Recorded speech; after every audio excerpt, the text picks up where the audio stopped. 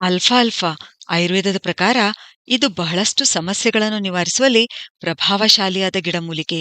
ಇದು ಅದ್ಭುತವಾದ ಔಷಧಿ ಗುಣಗಳನ್ನು ಹೊಂದಿದ್ರೂ ಕೂಡ ಬಹಳಷ್ಟು ಕಡಿಮೆ ಜನರಿಗೆ ಪರಿಚಿತವಾಗಿದೆ.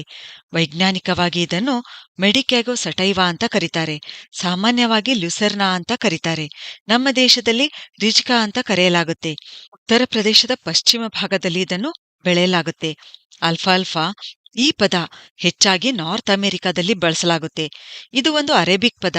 ಇದರರ್ಥ ಪ್ಲಾಂಟ್ಸ್ ಫಾದರ್ ಅಂದ್ರೆ ಸಸ್ಯಗಳ ತಂದೆ. ಹೀಗೆ ಯಾಕೆ ಹೇಳಲಾಗುತ್ತೆ ಗೊತ್ತಾ? ಈ ಗಿಡಮೂಲಿಕೆ ಎಲ್ಲಾ ತರಹದ ಪೋಷಕಾಂಶಗಳಿಂದ ಸಮೃದ್ಧವಾಗಿರೋದ್ರಿಂದ ಇದರ ಬೇರು 10 ರಿಂದ 12 ಮೀಟರ್ನಷ್ಟು ಆಳ ಹೋಗುತ್ತವೆ. ಹೀಗಾಗಿ ಇದು ಮಣ್ಣಿನಿಂದ ಪೋಷಕಾಂಶಗಳನ್ನು ಚೆನ್ನಾಗಿ ಹೀರ್ಕೊಳ್ಳುತ್ತೆ. ಅಷ್ಟೇ ಅಲ್ಲ, ಇದರ ಬೇರುಗಳಲ್ಲಿ ನೈಟ್ರೋಜನ್ ಫಿಕ್ಸಿಂಗ್ ಬ್ಯಾಕ್ಟೀರಿಯಾ ಇರೋದ್ರಿಂದ ಇವು ಮಣ್ಣಿನ ಫಲವತ್ತತೆ ಕೂಡ ಹೆಚ್ಚಿಸುತ್ತವೆ. ಈ ಸಸ್ಯದಲ್ಲಿ